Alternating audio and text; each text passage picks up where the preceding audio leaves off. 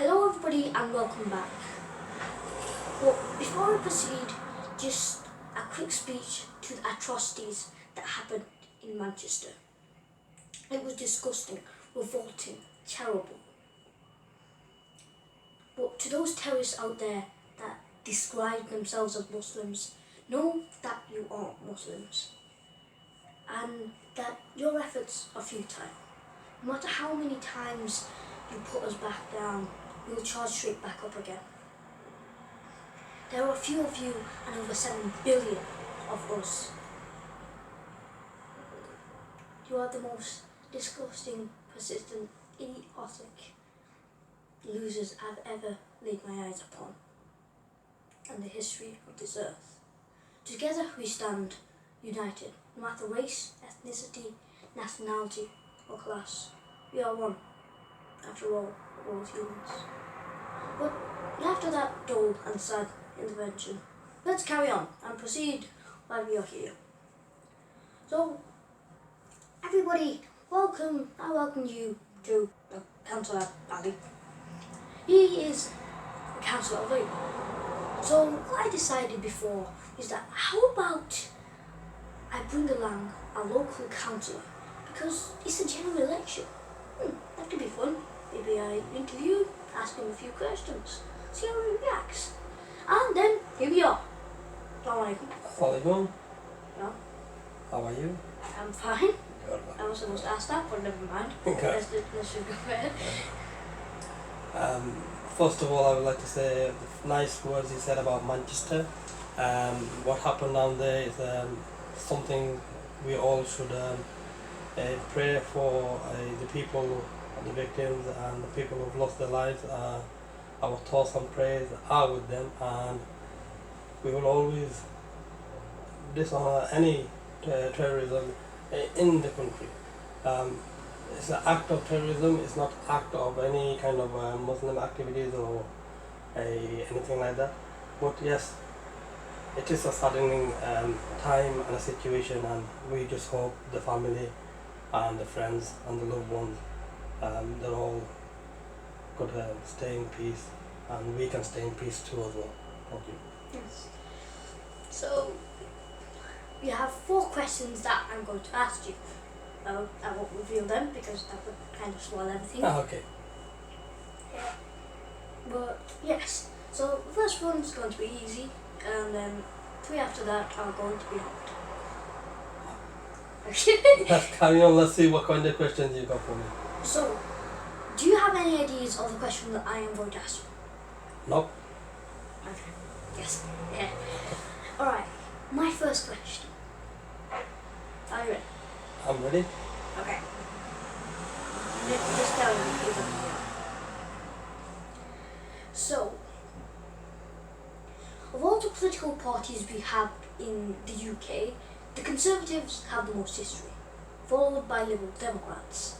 Labour did not officially come into the scene until around the 1920s, and as of 2007, the Scottish National Party, and of 2015, UKIP became official political parties with elected representatives in Westminster.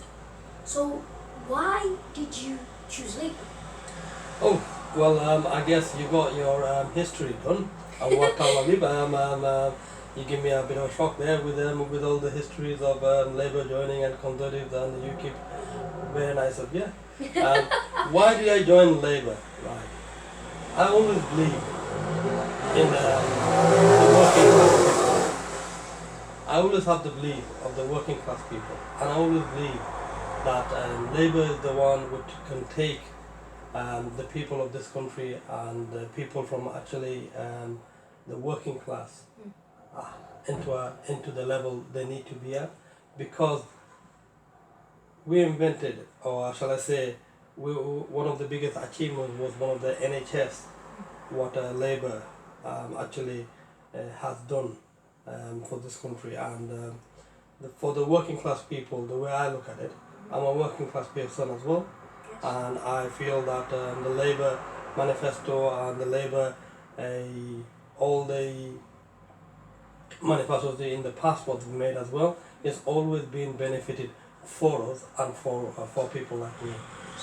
Okay, so my second question is, the word democracy literally means rule by the people. Yet here in the UK, I kind of find that hard to believe. See, in the UK, we practice representative democracy, which says you have to be over the age of 18, Yeah. you have to be UK national or lived in the UK for a certain number of years, Yeah. you have to be not imprisoned and even state approved mentally sane. And then you register. And now you finally have the right to vote for someone of usually a political party, and that political party will represent you. And that political party will also govern every single aspect of your life. Literally every single aspect of your life. This form of democracy kind of saddens me, because we, the children, are excluded. We kind of have no rights. Decisions are being made for us for our future by a group of people we haven't even met, and we have no say in it. I remember reading somewhere an adult once said that, do children have sufficient understanding to vote on complex issues? I reply, do people of any age have sufficient understanding to vote on complex issues? So, Councillor, if we children are the future, then why aren't we allowed to vote? It's a very good question. Far as my understanding, I won't actually want to say about all the governmental issues what there are in there and the rules and regulations of this country. It's mostly likely in every country when you see it. When you're an adult, the age of 16 you can register to vote, but you can't vote. But when you're the age of 18, then you can vote because you are independent. Okay. It's your own choice. Apart from that, the children, what we expect them to actually be is the parents looking after them, making sure they have a better living life, making sure the government treats the children in school better. Like at this present moment, like what Labour had it, they got SOOO started, short starts, you must have heard of them for children. Well, you see the nurseries, you see the schools, they want all the free meals to be there as well. Yes. They're trying to put more money into education and for youth and for children. So these were some of the things what government, Labour government actually took on forward for the children. But when it comes to voting, Yes. my understanding, far as my understanding is, Yes. only adult is allowed Yes. to go on vote.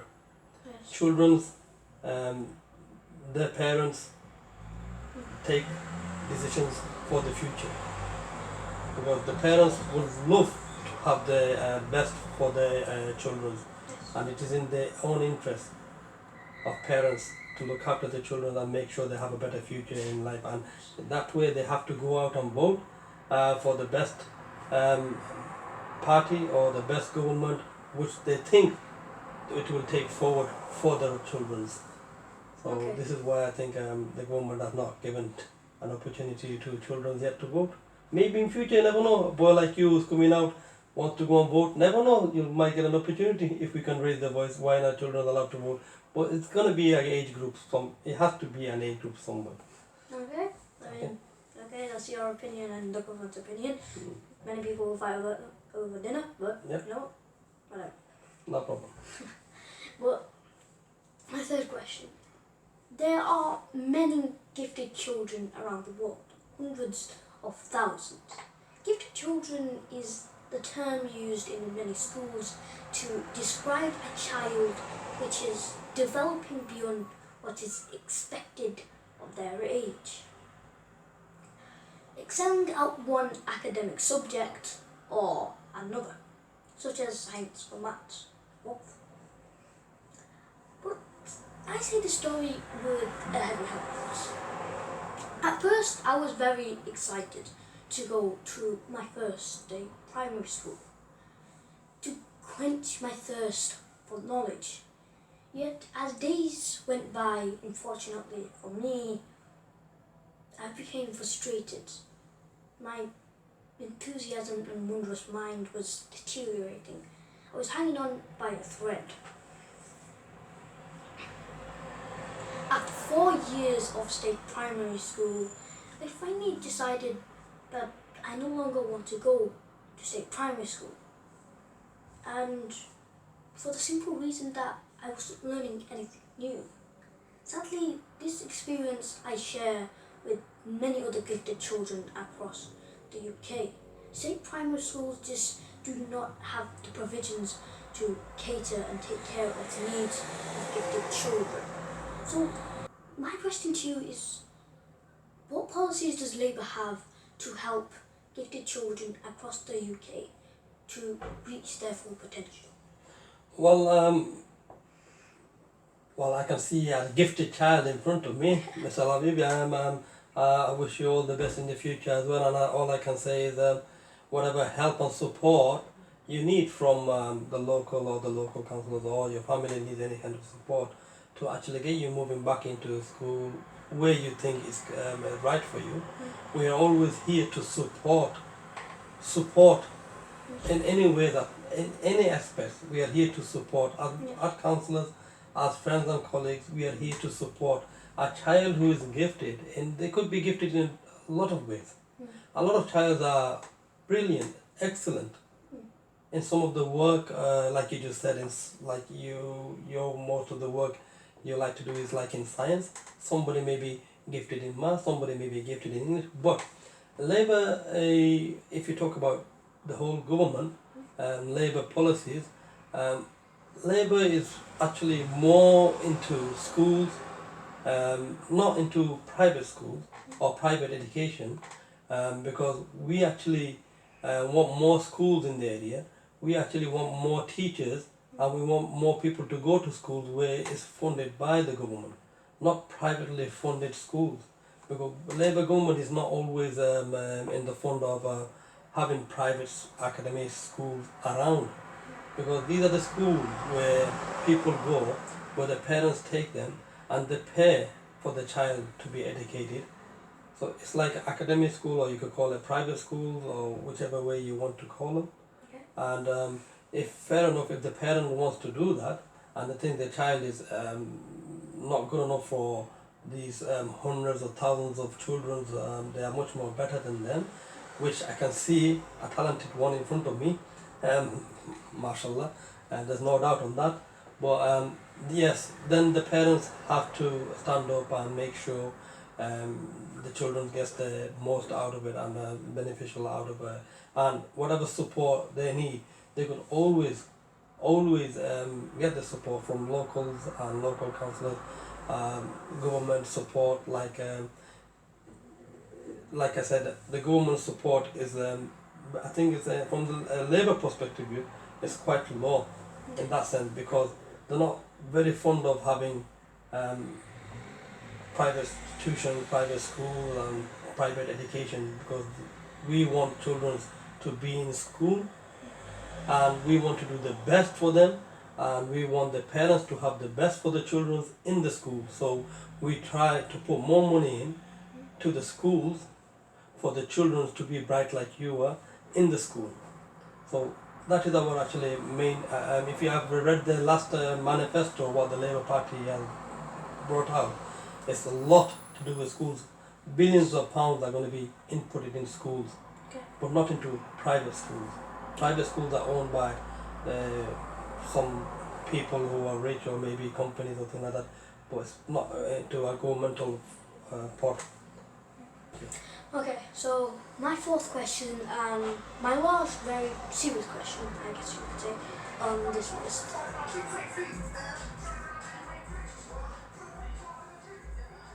I actually need to do something about soundproofing these walls. But anyway, our fourth question is that, as you know, I am a science enthusiast. And I am thinking about mine and other science enthusiasts' future. The EU is the biggest funder for UK science research, donating just over £1 billion. Being at the forefront of scientific research means collaborating with the world's best minds from across the globe. Yet, now that we're leaving the EU, a large part of our scientific funding and collaboration with EU scientists will come to an end. So my last question is that, Councillor, what can the Rochdale Borough Council do for local science enthusiasts? Well, very good question. That's something else that when you're talking about when the British exit is going to happen now, like you said, everybody voted to actually not to stay into Europe. So some of the fundings was coming like for the science enthusiastic was coming in. Probably go, but there'll be. I'm pretty sure there'll be something else around in the country for science. Well, I'm not very well known in that category, and I don't know much about the science category as well because I've not actually looked into that. I'm not pretty sure what Rochdale Borough Council has to offer for science as well because I've not came across to something like that before as well.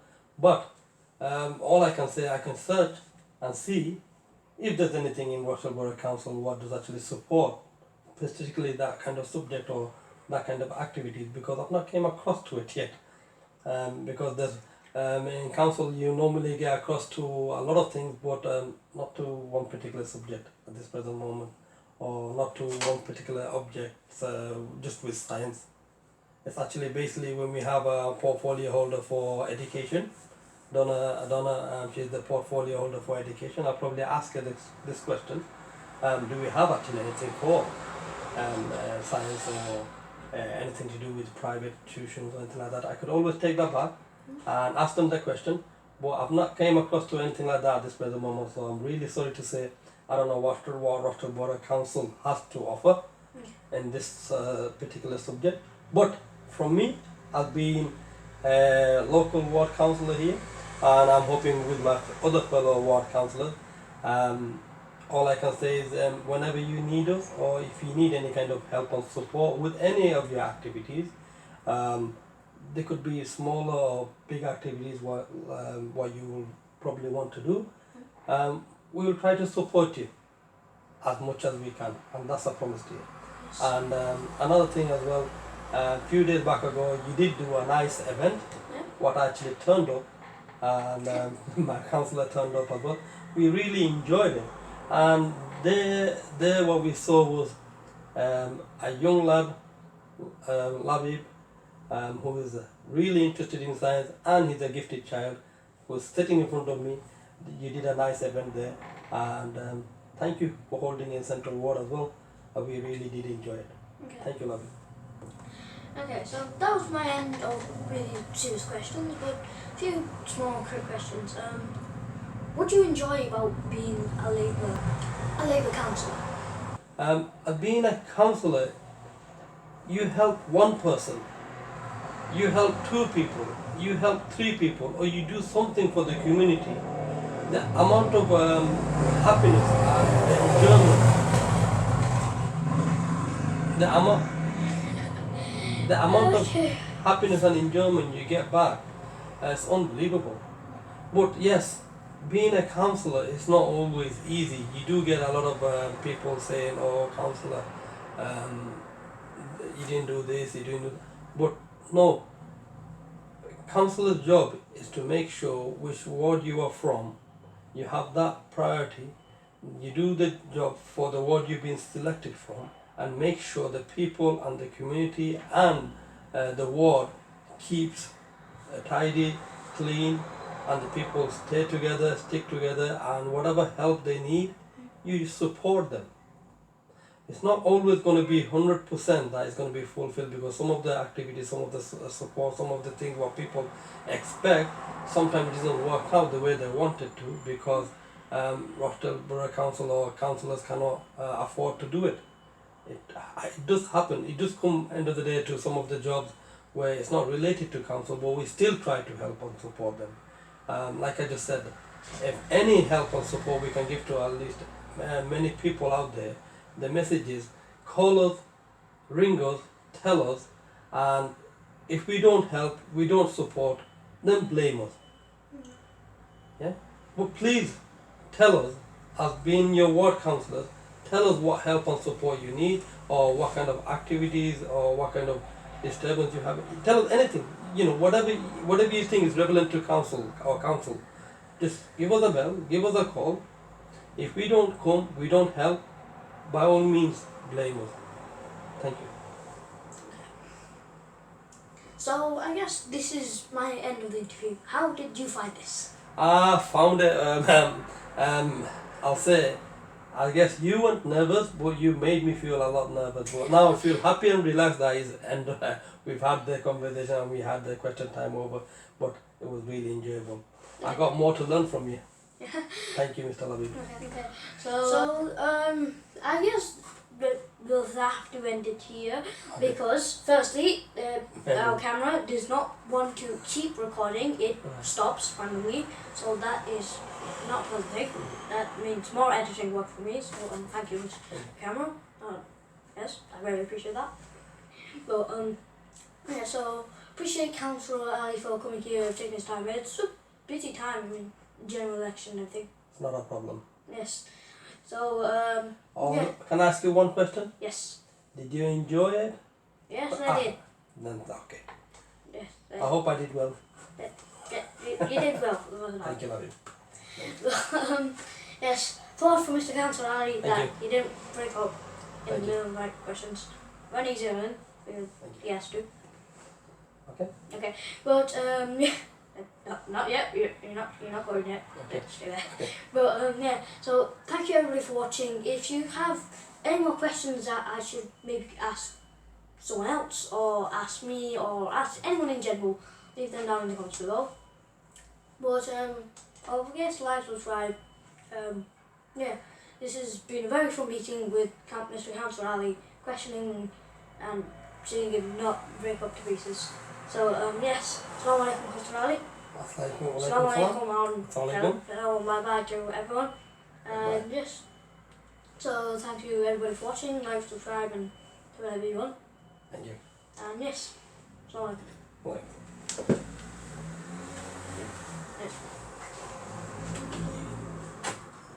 Dun dun dun. Very dramatic exit. Bye bye everybody.